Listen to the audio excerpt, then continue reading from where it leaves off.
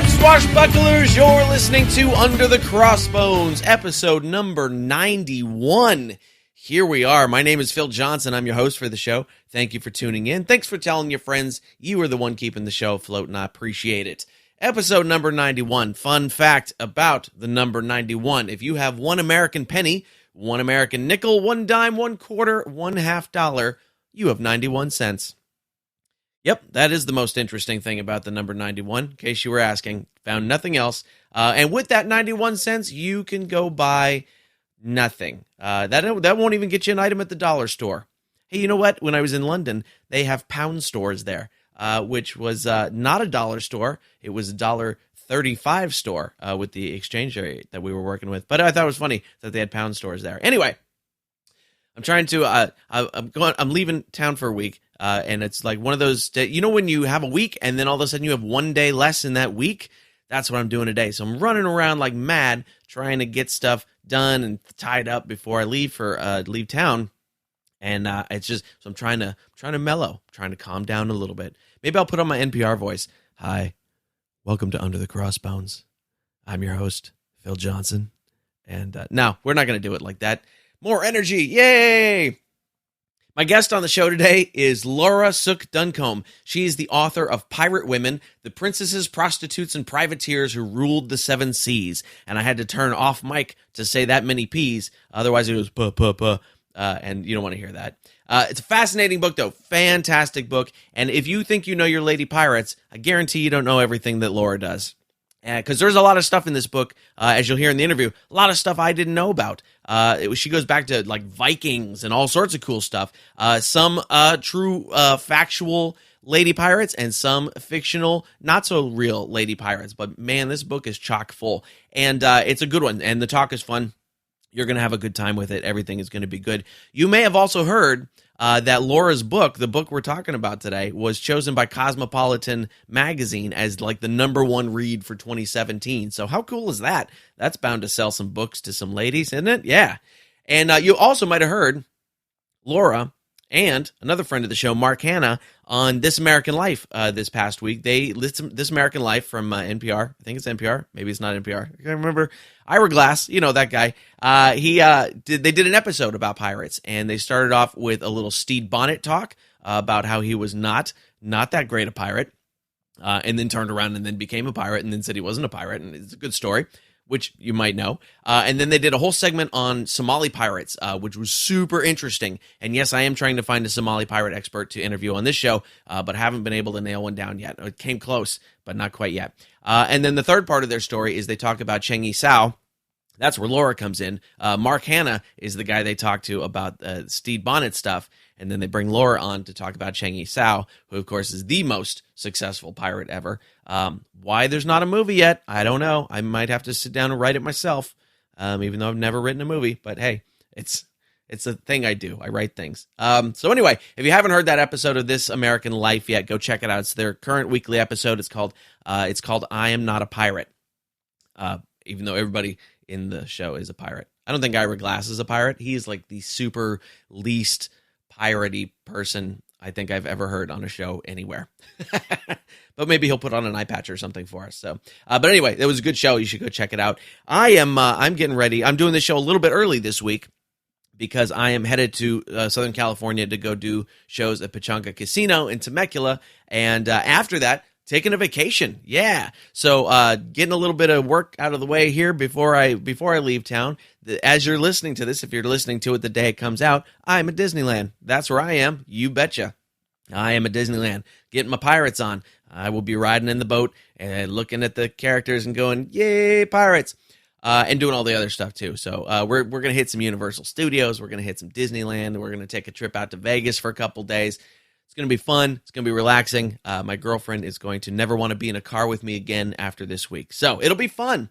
But if you're listening to it after this, I do have other shows coming up. Thursday, May 25th, I will be at Spice Monkey in Oakland, California. I think I'm closing that show. I think I'm headlining, pretty sure. And then June 2nd to 3rd, I know I'm headlining these shows, Hey Guys Comedy Club in Fairview Heights, Illinois. So if you were in the St. Louis area, definitely come on out to Hey Guys on June 2nd and 3rd. One show Friday, 2 shows Saturday. I'm headlining. It's going to be a blast. It's always a good time. And then in June, further on, I got a bunch of one-nighters and two-nighters and things in Oregon and Washington, so I'll be up in the Northwest doing a whole bunch of stuff. Go to underthecrossbones.com, click the tour dates button, and you can find out when I am coming to a city near you to tell the jokes out of my face. If you're enjoying the show, and I hope you are, this show, not my comedy shows, you might enjoy those, but you haven't seen them yet. Some of you have. I know some of you have. But if you're enjoying Under the Crossbones and you would like to join us over on Facebook, come and do that. It's what is it? I have it written down here right in front of me as if I could read. It's at facebook.com/Under the Crossbones. If you want to join us over on Twitter, happen over there, twitter.com/Under Crossbones. No the in that one because it's too long for Twitter. And if you're not yet subscribed to the show, you should do that. iTunes, Stitcher, Slacker, Google Play, iHeartRadio, wherever you are listening to podcasts, Under the Crossbones is there. So just look it up, hit that subscribe button. You'll get the new episodes automatically downloaded to your device every Tuesday morn, and it'll be right there for you. And of course, you can find all the show notes for this episode at underthecrossbones.com/091. If you want to help support the show monetarily, that would be awesome of you. Go to underthecrossbones.com/support. There's a little PayPal box there where you can put in any amount of money that you feel is appropriate. Maybe the price of a bottle of rum, since I don't drink. You can just send me the value of a bottle of rum.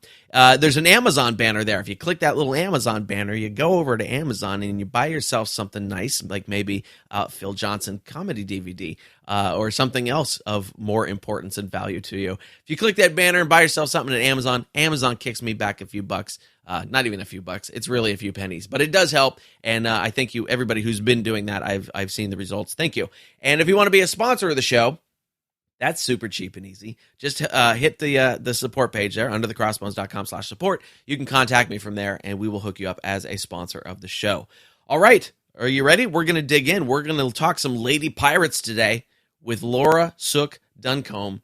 And we'll say the name of the book in there right at the beginning of the talk. All right, so here we go. Laura Sook Duncombe. Enjoy. So your book is called, and I love long titles, Pirate Women, the Princesses, Prostitutes, and Privateers Who Ruled the Seven Seas. Not to mention lots of P's in there. Fantastic. I got the book. And the post office took forever to get me my review copy of the book, so I'm only about halfway through it at this point. I just got to the Anne Bonny Mary Read stuff, but it's been really great so far. For the listeners that are listening, tell us a little bit about the book and what it's about. Great. So, Pirate Women, the Princesses, Prostitutes, and Privateers Who Ruled the Seven Seas is about just that. It is, to my knowledge, the largest collection of women pirates. I'm a huge pirate enthusiast, and I read, everything I could get my hands on, starting in elementary school. And I was not content. There's a paragraph about a woman here and a little snippet about a woman there, and I thought surely there are more, and surely there's enough to write a book about, and there absolutely was. So it's a narrative history of women piracy through the ages, starting in ancient Greece, right up to the 20th century. Nice, very cool. And I was familiar with some of the stuff, but there's a lot of stuff in here that I wasn't familiar with at all, especially the ancient Greece and Roman kind of stuff. Mm-hmm. Have you always been a fan of that era of pirates as well, or did you kind of start with the Golden Age stuff like the rest of us? I definitely started with the Golden Age, although ancient Greece, I was a huge, I was a very strange child, a huge ancient Greece fan. I loved, the Odyssey, and sort of, went from there. So I knew about Artemisia, and then really I went from ancient Greece and then had a complete gap until the Golden Age, and then, nothing after that. So I see. Okay. Mostly, yes, I started the Golden Age and then learned a lot more as I, really dug in earnest to put this book together.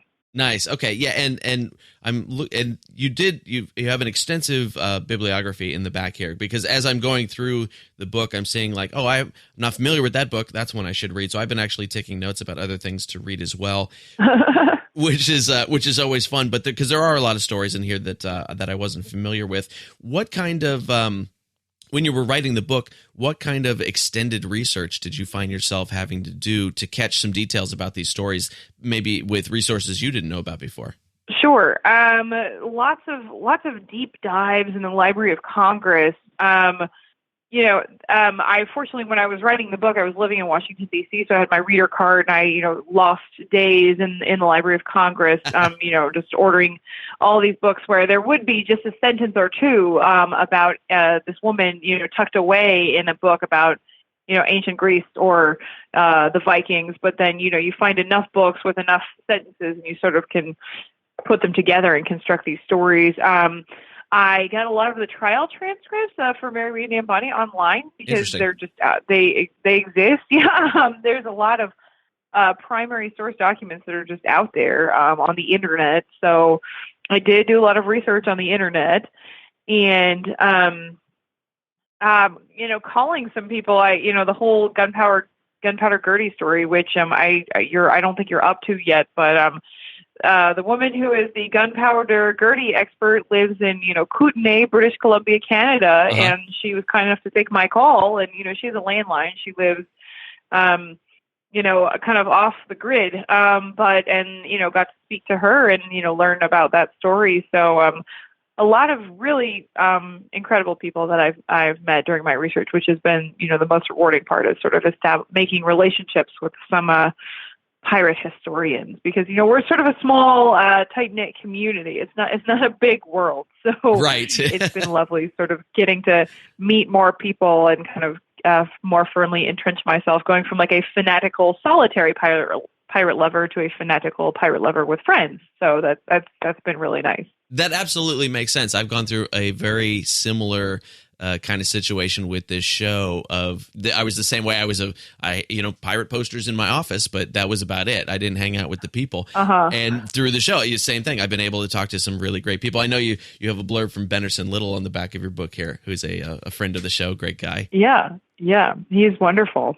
Now, is this your? He was on NPR with me this morning. Oh, was he? I was just talking to him. Yeah. How neat.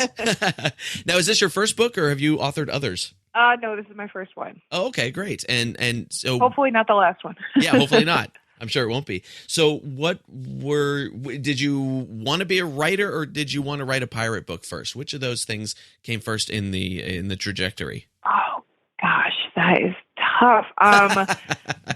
I guess I would say wanting to be a writer. As a child, I remember rewriting the episodes of Power Rangers I was watching, so the endings were more satisfying. Just sitting down with a pencil paper, so I've always been interested in storytelling. I'm actually trained as a lawyer. I was a practicing lawyer, okay. But I came home.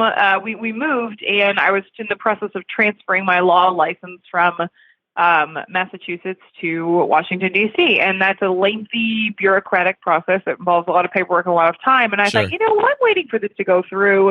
I've always wanted to be a writer. I'm about to turn 30. What if I give myself this time and just, I can't work anyway as a lawyer because I don't have a license right now. So what if I just sit down and, just write what I've always wanted. And I started freelancing for Jezebel, and they got a new editor who was asking for pitches.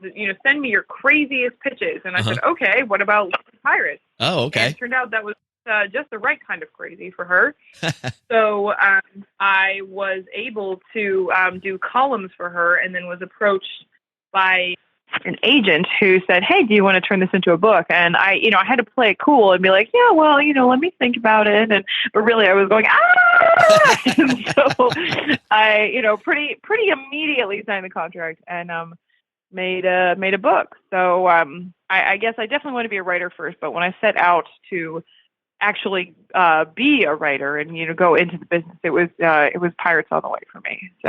Nice. Okay, so you started with this article, which probably covered I mean, I'm sure you did some research for that article, but you were probably covering Anne Bonny, Mary Read, Grace O'Malley, the basics that you knew. We started with Cheng I Sao, okay. and then we did Saeed Al Hura, and then I did one on Sister Ping. Yeah, we wanted to do kind of less obvious ones, and specifically pirate women of color. I see. Because, okay. They are very they're if pirate women are not known, pirate women of color are even less known. So we started that way. Certainly, yeah. I am still astounded that there's not been a Madam Cheng movie of some sort yet, because that story alone. I know. That needs to be done. Yeah. She you think, who's the most famous pirate? Probably Blackbeard. Sure. If you ask somebody to name a pirate, they're going to say Blackbeard. Cheng I Sao pirated longer. Her fleet was bigger. She had more money. Yep. And, she won. She retired with the blessing of the Chinese government and got pensions for all of her crew. She makes Blackbeard look like a chump. Yes. So, I mean, she totally needs a movie. Like, she needs several movies. She was sort of kind of in Pirates of the Caribbean 3. Right. And, like a vaguely racist caricature. Yeah. But, I want more, and everyone I talk to says, oh, when are they going to do a movie? And, I don't know. So, Hollywood, if you're out there, like, we're ready. Like, right. The world needs this movie, so let's make it happen. Yeah. Now, some of the stories in here are, like I said, I wasn't familiar with them, but they're very fascinating. Some of them are more fact based. Some of them are very fictional, as you talk about in the book.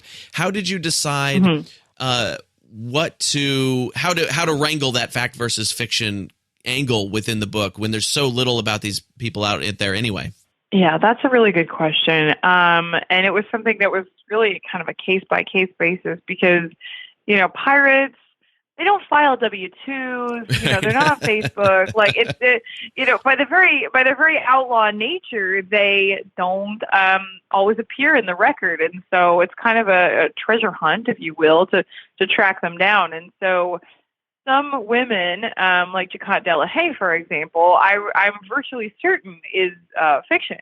But her story is so prevalent, and that was sort of where the scales tipped for me. If it was someone who I thought, okay, I don't think they're real. Princess Alfhild is another one, but their story is so popular.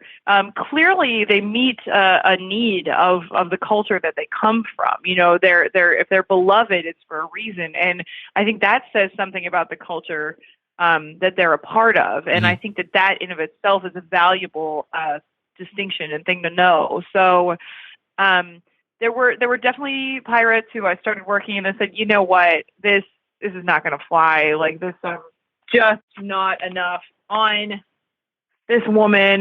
This is like, there's like a scrap of a Wikipedia article. I can't in good conscience put them in, but if it was someone who maybe existed or even probably didn't, but had so many different versions of their legends out there and just were so well known, I felt like that was a worthy inclusion. That makes sense. And I would bet that, I mean, we know with the Captain Charles Johnson book and things like that much of what's out there about the male pirates is fairly well fictionalized at this point too.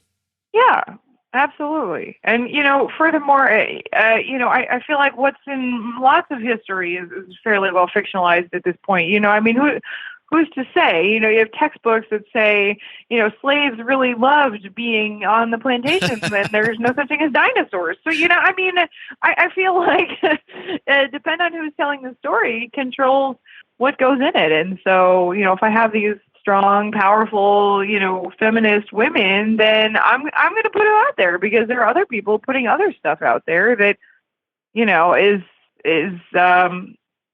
more damaging, I guess. Is so I don't see the harm, and particularly with the disclaimer that I know that it's possibly false, but I think the story is important. So right, and that totally makes sense. It was funny because I was talking to an author recently, and I can't remember who it was exactly, but we were talking. They had written a historical fiction book, and I was really glad that it's actually labeled historical fiction because 100 years from now, we don't want them looking back at that book and going, oh, well, this was completely true, like we do now with some of the stuff that wasn't labeled historical fiction and actually probably is. Absolutely. Yeah, there's Fanny Campbell. That's a big woman pirate who's always listed on lists of women pirates and her wonderful adventure. And it's a novel. It's straight up a novel. But, people just see a synopsis or something and they just go with it. And, one person accidentally cites it as if it's real. And then everybody cites back to that second source and, like 6 degrees of separation. And then all of a sudden she's real. And so that happens. So I agree. It's, it's good when people say this is fiction because you don't want to get mixed up. Yeah. Now, what percentage of because I haven't gotten all the way through it yet, but what percentage of the female pirates in this book would you say were actual real people, whether the exploits that we hear about are real or not? Oh gosh. That's really tough. I never looked at it in those terms. Oh, okay. I guess. That's right. I could spitball maybe 75%. Okay. All right. Are that I'm fairly confident are real. Uh-huh. Let's just go with that. But don't don't hold me to that because that was never a distinction I really made in my research. So okay, and that's interesting too. No, that's fine because I think you bring in a lot of stories, and I think you also bring in a lot of good commentary about why the people who were writing about these women were writing about them the way that they were. You take into the context and their point of view. Here's why they might have said this about her, and I thought that was really interesting too. Oh, well, thank you. Yeah, you're welcome. I don't know if I had a question there, but it was something that I definitely noticed that you don't see in a lot of even books about male pirates or anything like that, because that kind of context is always, whether they're a privateer or a pirate depends on who's writing about them, essentially, right? Mm-hmm. Yeah. Why do you think that there were not more female pirates? And I'm asking that question in the context of a comedian who deals with the division between male and female comics on a regular basis, why there are not more female comics, say. Even though there are plenty of them, there just aren't as many as us guys. So why do you think there weren't more female pirates out there? Same thing. Well, I'm not 100% sure that there weren't. First of all, I think that many women probably lived and died as men, and we only know about the ones that got caught. I see. So, okay. Or lived, out as women. So I think there may have been other women who we just don't know about. But I think in terms of, why aren't there more women pirates that we know about that are, part of the record? It's, there's this sort of mythic relationship between men and the sea, and it's like it's sailor versus mermaid and, Odysseus versus the siren. And it's this very, binary gender, male female dynamic, and the sea and the ocean is like a wild, untamed woman. And, these islands, these virgin islands are colonized by the, enterprising young sailors. And so it sort of throws off that dynamic when you add a woman sailor to the mix. And, so we have this whole women are bad luck on a ship trope. And, I don't know exactly where that came from, but that's, something people say to me all the time. But weren't women considered bad luck on a ship? And so, someone had a vested interest at some point in keeping boats for boys. And I think that there was a lot of pushback on that. And also, it'd be hard to have a family on a ship. And Certainly. I know that women in history have not always had, access to contraception, the ability to avoid having families. And so there are some practical reasons, but I do think it has a lot to do with the sort of the mythos of like the men and the sea, and that sort of if there were women pirates, we wouldn't know about it because the people recording those stories, as you said, felt compelled to just leave them out. Okay, yeah, that makes sense. That definitely makes sense. What were some of the stories that you found surprising in the book? The stuff that you didn't know about that really kind of knocked you back? Yeah, Vikings. I didn't know anything about Vikings before I started. That was just not a field for me. There, I went to an extremely nerdy college, and we sort of had we had Viking people, we had pirate people, and we had ninja people. And I was really firmly in the pirate camp always, so I did not associate with the Viking people. I see. Okay. So all I knew about was like the horned helmet, but it turns out, that was created for an opera, and that's not even real. So the one fact I knew about Vikings was fake. So reading about these shield maidens and the Valkyries and this really, strong women in the Norse culture, even with the Tree of Life and the Norns, and there's a really powerful female dynamic in this Norse culture, and there were these shield maidens and women Vikings in legend, and I think that's amazing. I just loved learning about them. I am now desperate to go to that part of the world and see the long ships, and I have definitely bridged the gap. I'm not going to say I've defected fully to a Viking person, but I think you can have sort of like a mixed marriage. You can be a Viking person and a pirate person. There you go. So that was very kind of eye opening for me as I did this as I did research for this book. That's great. That's funny. I was reading it and I was in that section, and you mentioned there was the museum, I think in Norway, that had the actual Viking longships in their museum, and I was like, honey, we have to go to Norway now because I need to see these. I did the same thing to my husband. I was like, let's go to Norway. He's like, why? Yeah, right. Yeah, it's not the first place we thought to go to, but now I have a reason to go, so that's always great. So I imagine everybody can find the book on Amazon, yes? Yes, book is available on Amazon. It's on Kindle as well, and I can get it directly from our publisher, Chicago Review Press. You can get it at some bookstores. If your local bookstore doesn't have it, ask them to carry it, and they can order it for you. So there are many ways to get copies of this book. Absolutely, and if your city still has a bookstore, good job. Yes. Oh my goodness. Yes. I live in a big city, and we hardly have any bookstores left. It's pretty sad. Oh no, yes. That is sad.